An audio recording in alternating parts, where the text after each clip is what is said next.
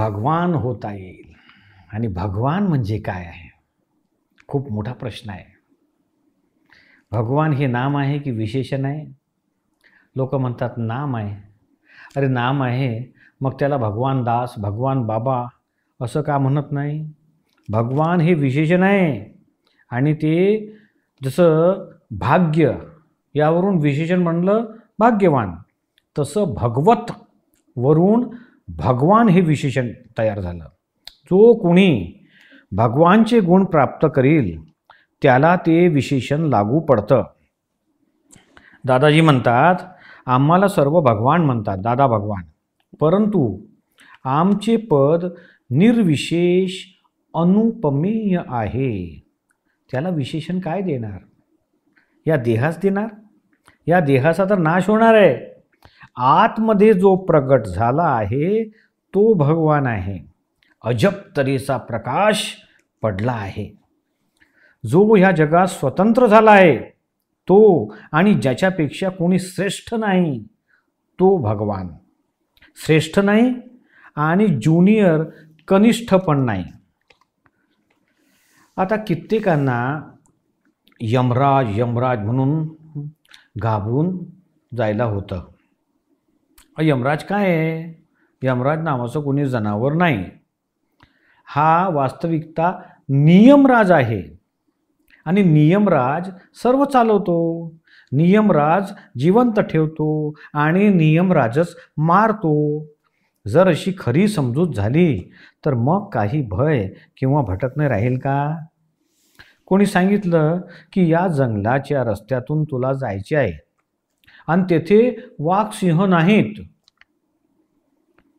आता तो एक गोष्ट सांगण्याला विसरला की बाबा एका बाजूला वाघ सिंह आहे पण ते पिंजऱ्यात आहे. एवढंच सांगायचं राहून गेलं. आता हा वाटेसरू त्या जंगलाच्या मार्गाने गेला आणि जिथं पिंजऱ्यामध्ये वाघ होते तिथं एका वाघाने आवाज काढली आणि हा तर भीतीनं थरथर कापायला लागलं आणि परत पळून आला. जर त्याला आधी सांगितलं असतं की वाघ सिंह आहेत परंतु ते पिंजऱ्यात आहे तर मग त्याला भीती वाटली नसती. अपूर्ण ज्ञानामुळे तो भिवून पडून आला.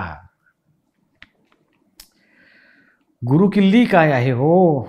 भगवानांनी सांगितलं गुरु होऊ नका आणि झालात तर गुरुकिल्ली स्वतःकडे ठेवा, नाहीतर धुंदी चढेल आणि तुम्ही बुडून जाल. भगवान कोणाचेही गुरु नव्हते आणि हे सर्व लोक ठिकठिकाणी गुरु होऊन बसलेले आहेत.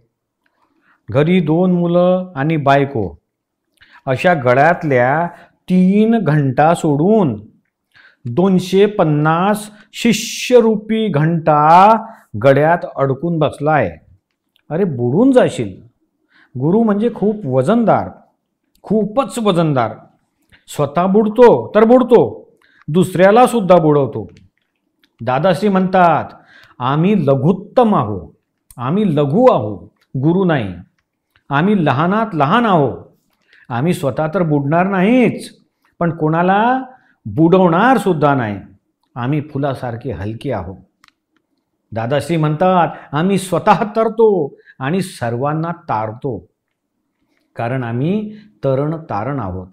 स्वतः तरलो म्हणून दुसऱ्या अनेकांना तारण्याचे सामर्थ्य आमच्यात आहे. इतिही दादाश्री. भगवानांनी सुद्धा सांगितले की गुरुपद हे जोखमदारीचं पद आहे. इतकं लक्षात ठेव, नाहीतर मेलाच समज. जर गुरु व्हाव्याची इच्छा असेल तर ज्ञानी पुरुषाकडून गुरु किल्ली घेऊन जा.